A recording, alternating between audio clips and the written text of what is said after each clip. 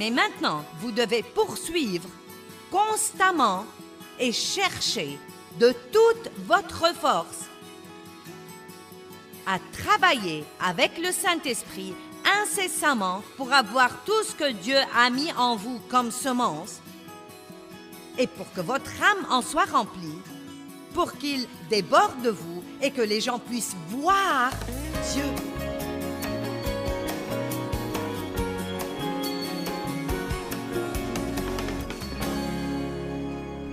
Combien d'entre vous veulent être comme Jésus?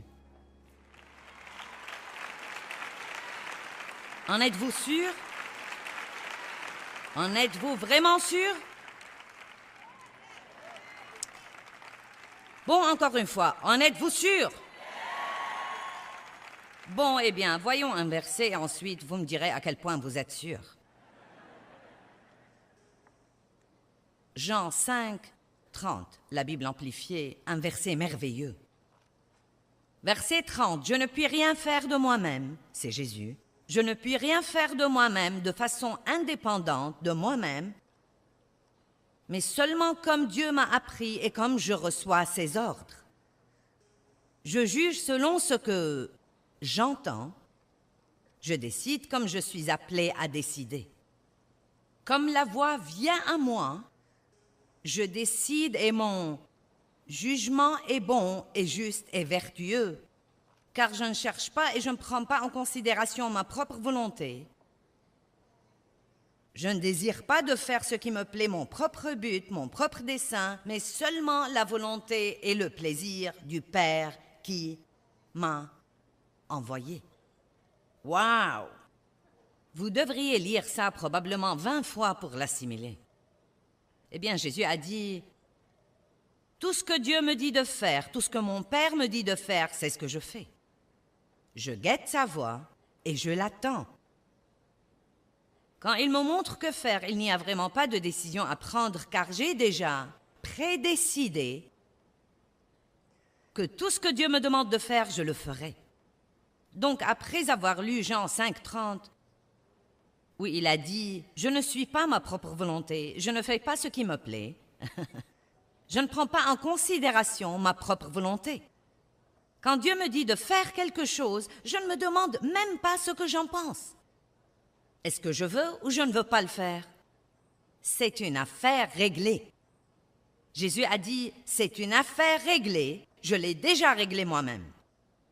Tout ce que dit Dieu, une fois que je sais ce que Dieu me dit, alors il n'y a plus de décision à prendre. Laissez-moi vous demander de nouveau, après avoir écouté ça, combien d'entre vous veulent vraiment être comme Jésus?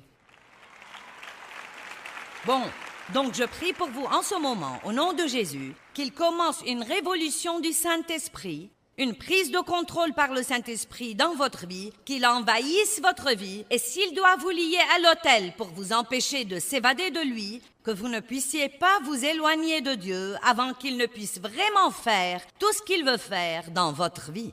Amen.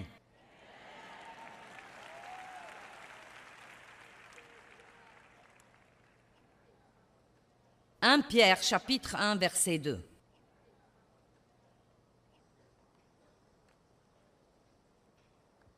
Nous avons été consacrés selon le dessein de Dieu. Consacrés, cela veut dire sanctifié et rendu saint. Cela veut dire mis à part pour un but spécial. Laissez-moi vous dire quelque chose. Vous n'êtes pas comme tous les autres dans le monde qui n'ont pas Christ comme leur sauveur. Vous ne pouvez pas faire tout ce qu'ils font. Vous ne pouvez pas vous comporter comme ils se comportent. Vous avez été, quand le Saint-Esprit est survenu sur vous, quand Christ a demeuré en vous, il vous a pris et il vous a mis à part pour quelque chose de spécial. Il vous a sanctifié et dans votre esprit, il vous a rendu saint. Vous êtes un esprit, vous avez une âme, vous vivez dans un corps, vous êtes un être tripartite. Dans votre esprit, quand Christ vient vivre en vous, vous avez tout ce dont vous avez besoin là-dedans pour mener une vie de piété et pour vous comporter comme se comporterait Jésus s'il était à votre place aujourd'hui. Tout ceci est en vous. Il ne s'agit pas de ce qui est en vous. Ce que je fais, c'est d'essayer de l'extérioriser.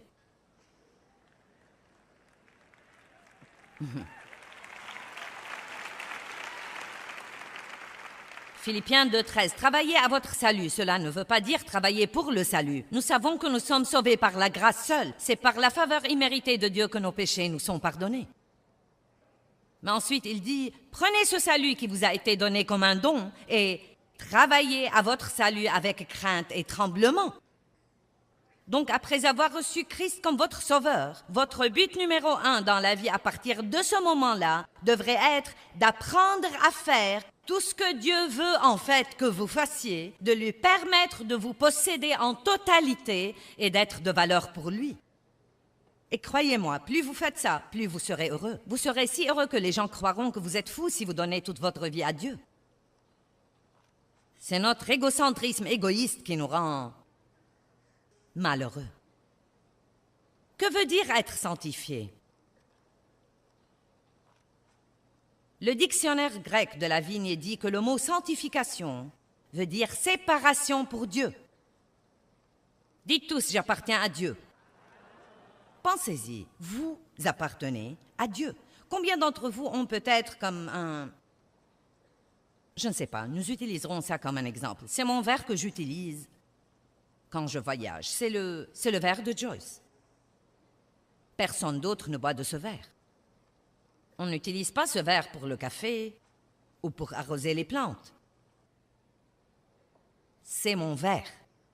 Ce verre est mis à part, sanctifié pour un but spécial. Maintenant, vous savez tous de quoi je parle. Vous avez des choses que vous possédez et que vous avez pour un but spécial. Vous ne voulez pas que vos enfants y touchent, elles sont à vous. C'est pour ceci, ce n'est pas pour cela, c'est pour ceci. Eh bien, vous êtes comme ça. Vous êtes mis à part par Dieu pour un but spécial. En ce qui concerne ce monde, nous sommes des étrangers et nous sommes de passage. Ce n'est pas notre pays. Nous ne devons pas choisir de résider ici et de nous enraciner dans le monde. Nous sommes en chemin pour quelque part ailleurs et pendant que nous faisons le voyage, nous devons rassembler des tas de gens et les prendre avec nous.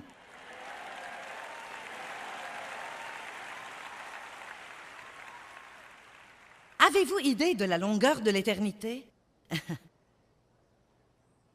Non, mais même si vous vivez jusqu'à l'âge de 100 ans, et très peu de gens vivent autant, mais mettons que vous viviez jusqu'à l'âge de 100 ans, ce n'est absolument rien par rapport à l'éternité. Ce n'est rien, ce n'est rien. Et même si vous deviez abandonner quelques trucs que vous aimeriez mieux ne pas abandonner. Et alors, si nous faisons ce que Dieu nous demande de faire maintenant, nous pouvons être de valeur pour lui. Nous aurons la paix et la joie et nous serons vraiment prêts à passer l'éternité en sa présence. Ne vivez pas votre vie comme si c'était tout ce que vous avez. Vous vivrez pour l'éternité. Vous êtes un être éternel. Et peut-être que vous n'y pensez pas assez, je ne sais pas. Mis à part pour un but spécial et apprenant à vivre la vie qui convient à ceux qui sont si séparés. Séparés d'avec les mauvaises choses et les mauvaises voies.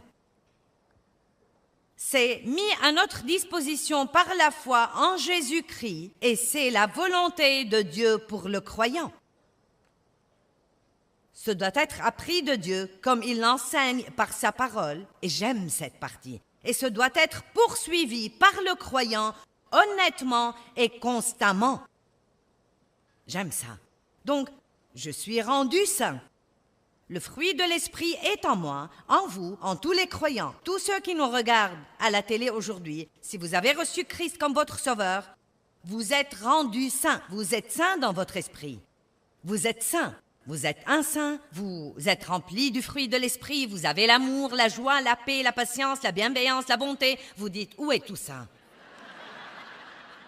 C'est en vous, au tréfonds de votre être. Vous voyez, Dieu a dû nous nettoyer à l'intérieur et nous sanctifier avant de pouvoir demeurer en nous, parce qu'il ne peut être nulle part où ce n'est pas saint.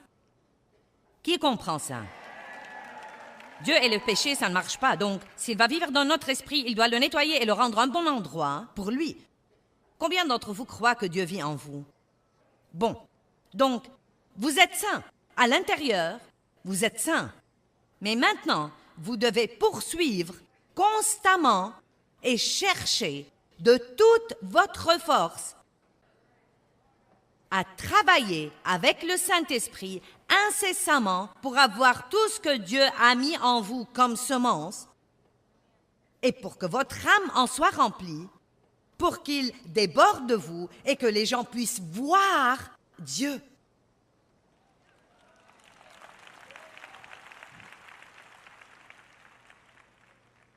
Le pire témoin que nous avons est que nous pouvons à peine faire la différence entre les chrétiens et les autres.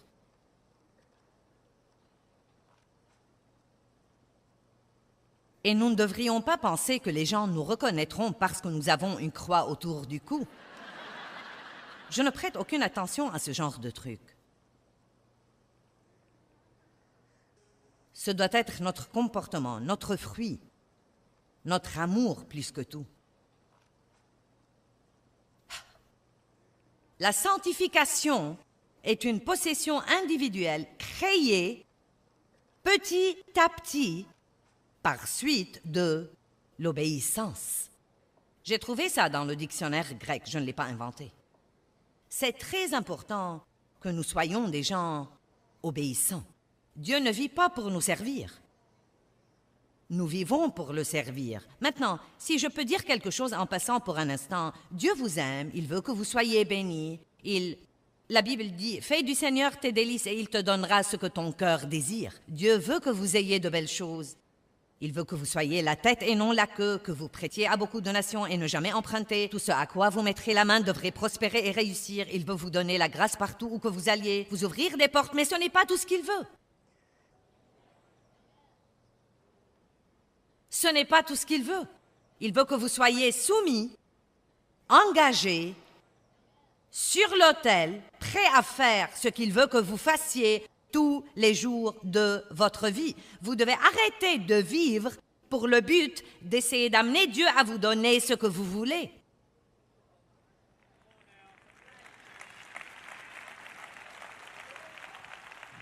Peut-être que vous pensez, eh bien, ça n'a pas l'air très drôle. S'il vous plaît. Puis-je vous dire quelque chose d'intéressant? Tous ces gens qui sont partis hier pendant l'appel d'hôtel, ils se sentaient...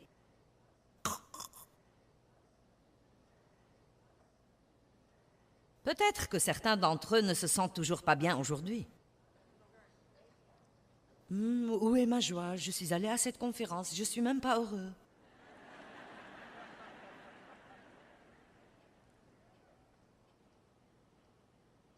Quand nous obéissons à Dieu, nous avons au-dedans de nous une grande joie, une joie qu'on ne peut avoir nulle part ailleurs. Vous ne pouvez l'avoir nulle part ailleurs. Vous pouvez soit rendre votre chair heureuse pour quelques instants, au prix d'attrister votre esprit, soit attrister votre chair pendant un petit moment, au prix de rendre votre esprit libre et plein de paix et de joie. Vous devez décider lequel est le plus important pour vous. Revenons à 1 Pierre 1,2 et voyons si je l'ai lu en entier, je ne sais pas. Sanctifiés, rendus saints par l'Esprit. Donc nous sommes élus selon la préconnaissance de Dieu le Père, consacrés, sanctifiés, rendus saints par l'Esprit pour être obéissants à Jésus-Christ. Le Messie. Waouh, waouh, waouh. Et il y a un autre verset comme ça. 1 Pierre 1, verset 22. Sautons là très vite et regardons ce verset. Votre obéissance à la vérité par le Saint-Esprit. Nous ne pouvons obéir à Dieu que par le Saint-Esprit. Je dois continuer à dire ça encore et encore et encore. Je n'essaye pas de vous mener à l'effort personnel et à l'autodétermination, mais de vous dire qu'à l'instant où vous suivez Dieu de tout votre cœur pour faire ce qu'il veut que vous fassiez, à ce moment-là, il s'associe avec vous et vous donne la puissance pour pouvoir le faire. Dieu ne vous demande... Écoutez-moi, Dieu ne nous demande jamais de faire quoi que ce soit sans nous donner la puissance et la capacité et l'équipement pour le faire. Vous pouvez faire tout ce que Dieu veut et vous demande de faire par Christ qui vous fortifie.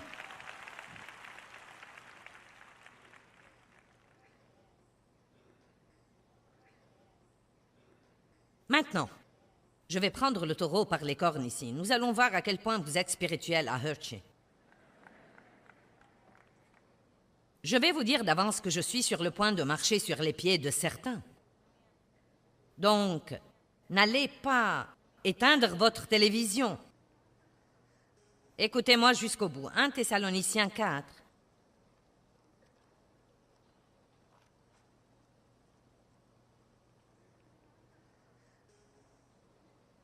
À partir du verset 1. Nous allons lire 4 versets et je vais faire quelques commentaires. Au reste donc, frères, nous vous prions et nous vous exhortons, en raison de notre union avec le Seigneur Jésus, que vous suiviez les instructions que vous avez reçues de nous sur la manière dont il faut que vous marchiez pour plaire à Dieu. Comme aussi vous marchez, et que vous y abondiez de plus en plus, atteignant une plus grande perfection en vivant cette vie. Donc Paul disait, écoutez, vous allez bien, mais je veux vous pousser à un autre niveau. C'est exactement ce que je dis. Vous n'êtes pas une bande d'ignorants spirituels. Vous n'auriez pas pris un samedi matin pour être dans cette conférence si vous n'aimiez vraiment pas le Seigneur. Certains d'entre vous marchent probablement dans beaucoup d'obéissance dans votre vie, sauf ceux qui sont partis hier. Et je sais que certains d'entre vous sont revenus aujourd'hui et je n'ai pas l'intention de vous blesser. Mais je veux que vous alliez à un autre niveau. Je suis contente de prêcher ça ce week-end parce que ça va m'aider. Je suis si contente que Dieu m'ait appelée à prêcher parce que je dois étudier pour le faire et cela me garde dans la parole tout le temps et me garde. Bon, revenons à ces versets. Car vous savez quel commandement nous vous avons donné par l'autorité et l'inspiration du Seigneur Jésus. Car c'est ici la volonté de Dieu que vous soyez consacrés, séparés et mis à part pour une vie pure et sainte, et que vous vous absteniez du vice sexuel. Maintenant, nous allons parler de sexe pour un instant.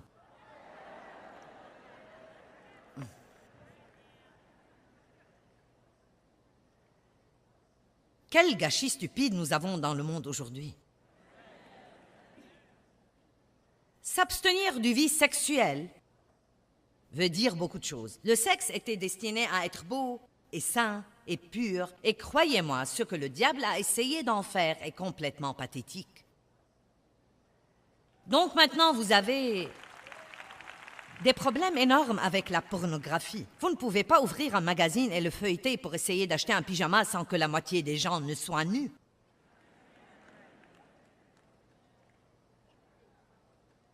Tant de gens vivent ensemble maintenant avant de se marier. Ils croient que ce n'est pas un problème. Ils rationalisent. Nous ferions aussi bien de voir si ça va marcher avant de nous marier. Après tout, ce n'est qu'une feuille de papier. Le mariage était censé être beaucoup plus qu'une feuille de papier. C'était un engagement profond. Et peut-être que nous devons savoir beaucoup plus sur la personne que nous épouserons avant de donner notre consentement. Certains se marient et ne savent même pas ce que pense l'autre de l'argent, ou bien d'avoir des enfants, ou... C'est juste un truc tellement émotionnel, et tout à coup, vous savez, ils se marient, et puis... Prenez votre temps avec les trucs, ne soyez pas pressés. Très peu de gens maintenant ne couchent pas ensemble avant de se marier. Et vous savez quoi? À dire vrai, je préfère faire quelque chose d'autre que ça. Je fais ça parce que je crois de tout mon cœur que Dieu veut que je le fasse. Quelqu'un doit parler franchement et dire « Ce n'est pas la volonté de Dieu et nous souffrons à cause de ça. Non pas que Dieu arrêtera de nous aimer. » Oui, nous pouvons être pardonnés. Mais une fois que nous savons ce qu'il faut faire et que nous continuons à ne pas le faire, il y a quelque chose qui ne va pas si quelqu'un croit qu'il peut continuer à faire ce qu'il sait qu'il ne faut pas faire parce qu'après tout, la grâce de Dieu est disponible. Dieu comprend. Croyez-moi, Dieu ne comprend pas que c'est le 21e siècle et qu'il n'y a pas de mal à faire ça parce que tout le monde le fait. Vous savez, nous ne sommes pas comme tous les autres. Nous sommes sanctifiés, séparés, mis à part pour un but spécial. «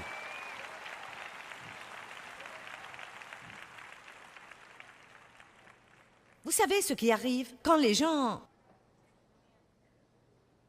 couchent ensemble avant le bon moment? Ils retirent toute la beauté et tout l'émerveillement. Personne n'attend plus rien avec impatience désormais parce que personne n'attend rien. Nous avons un problème dans notre société avec la satisfaction instantanée. Tout le monde veut avoir ce qu'il veut et il le veut tout de suite. S'il ne peut pas se le permettre, il le paye par carte de crédit.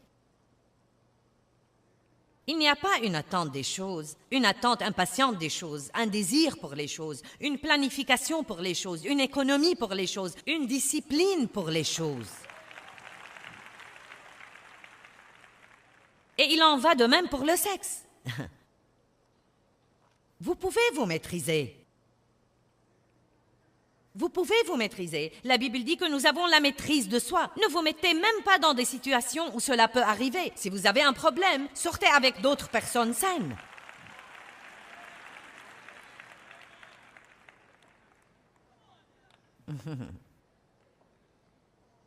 Et vous savez quoi? Je sais déjà...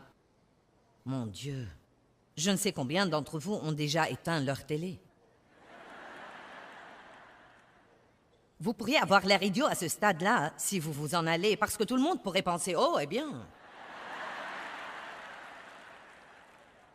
Donc, je vais probablement garder cette foule, au moins pour un petit moment. Je ne fais pas ça parce que j'essaye d'être impopulaire. J'essaye de vous aider et j'essaye d'arriver au point où nos vies rendront gloire à Dieu et où nous comprendrons que nous ne pouvons absolument pas être comme tous les autres. Ce n'est pas ce que Dieu veut que nous fassions. Je parlais à un jeune homme dans un endroit où je vais pour une certaine affaire et j'ai fait sa connaissance. Nous avons parlé de la Bible plusieurs fois. Vous savez, il était fiancé et je ne savais pas si lui et sa petite amie vivaient ensemble, mais je me le demandais. Eh bien, effectivement, j'ai appris, oui, ils vivaient ensemble. Donc, vous savez, nous parlions de la Bible et il vivait avec sa petite amie. Et il allait à l'étude de la Bible. Et je vous promets qu'il ne faisait pas lit à part. Donc, il se marie. Je lui dis, que penses-tu de la vie conjugale? Et il dit, elle n'est pas différente de ce qu'elle ne l'était avant.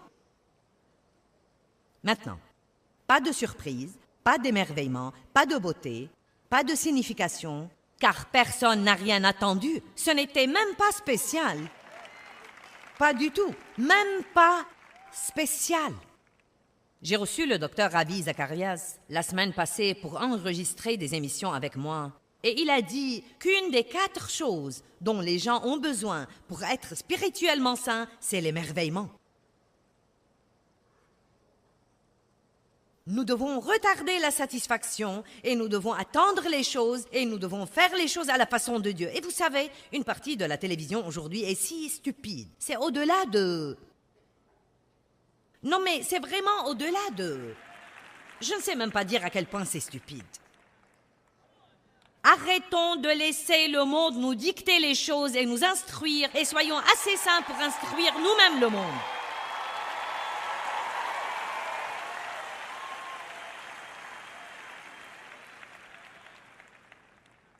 Je veux retrouver l'étonnement, la beauté. Donc, les femmes maintenant, elles font l'amour avant le mariage, elles tombent enceintes, elles ne veulent pas la responsabilité de leur comportement, donc elles se font avorter. Les gens dépensent de l'argent sur les cartes de crédit et quand ils ne peuvent plus payer leurs factures, ils font faillite. Donc, les gens mènent des vies débridées, sans contrainte, indisciplinés et ensuite, quand ils ont un gâchis, ils n'en prennent même pas la responsabilité. Nos lois dans la société aujourd'hui ont en fait procuré une porte ouverte pour que les gens détruisent totalement leur vie. Détruisent complètement leur vie. Eh bien, l'obéissance radicale dans nos vies veut dire que nous écoutons la voix de Dieu et que nous faisons simplement ce que nous croyons vraiment qu'il nous demande de faire. C'est si important d'obéir à Dieu. Un des moyens de libérer la puissance de Dieu dans nos vies, c'est de faire ses pas d'obéissance et d'être fidèles pour faire ce que nous croyons qu'il nous demande de faire.